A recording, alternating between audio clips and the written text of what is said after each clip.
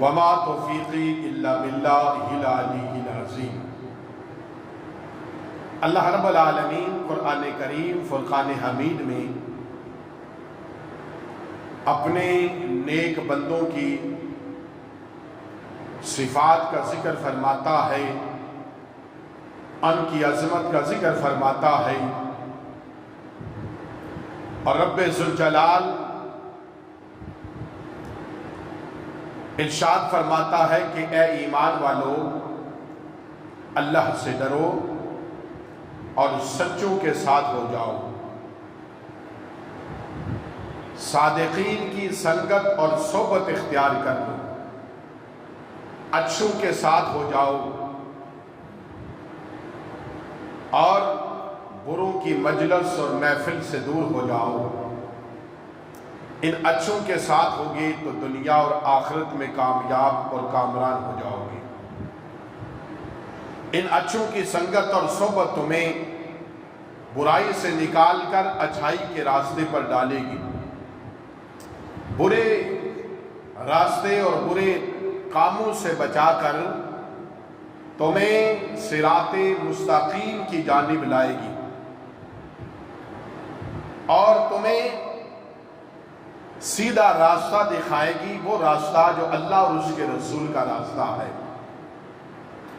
وہ راستہ جو کامیابی کا راستہ ہے، وہ راستہ جو کامرانی کا راستہ ہے،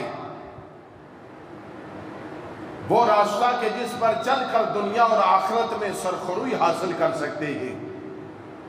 یہ ان نیکوں کی سنگت اور صحبت ہے کہ اگر ان کی سنگت اور صحبت میں آ جاؤ گے،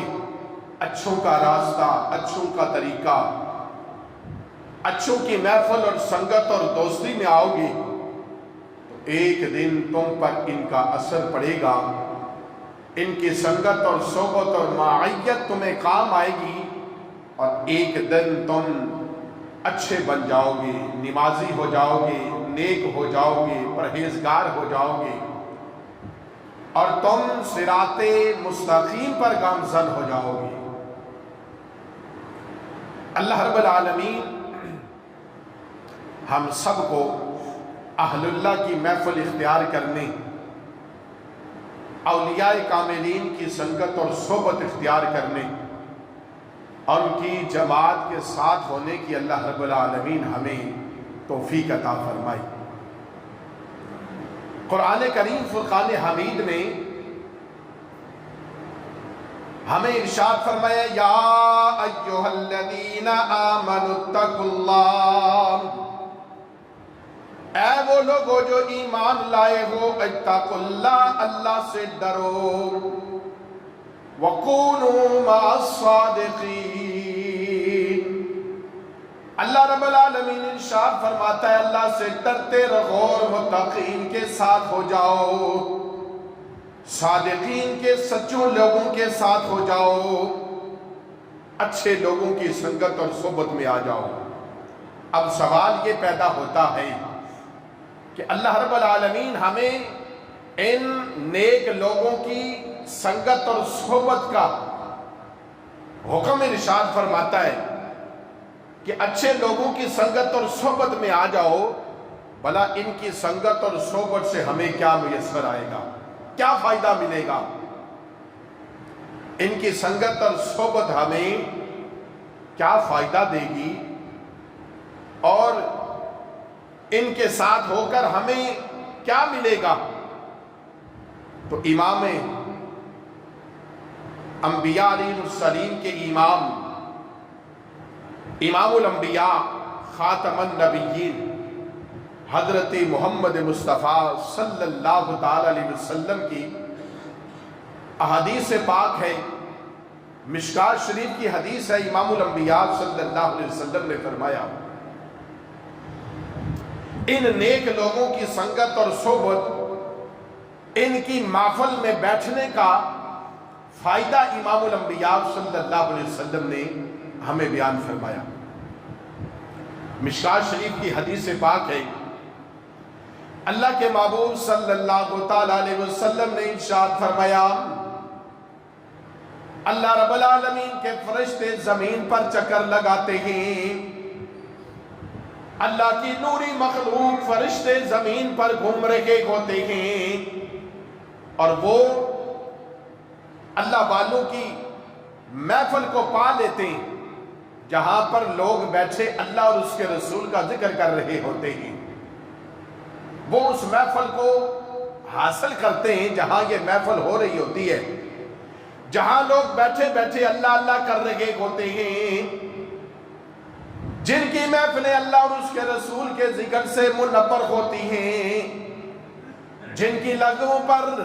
قرآن کی آیات جاری ہوتی ہیں، جن کی زبانیں رسول اللہ کے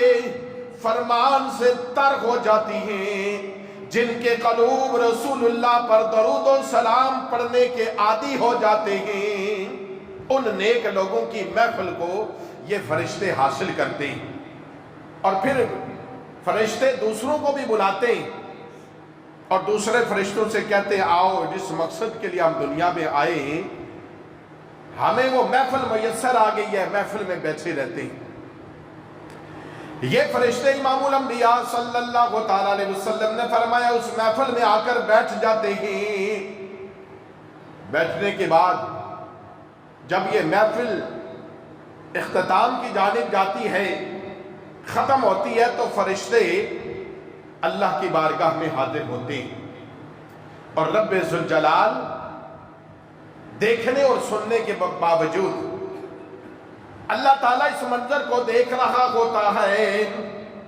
رب علیم بذات الصدور ہے، دلوں کے حال کو جانتا ہے،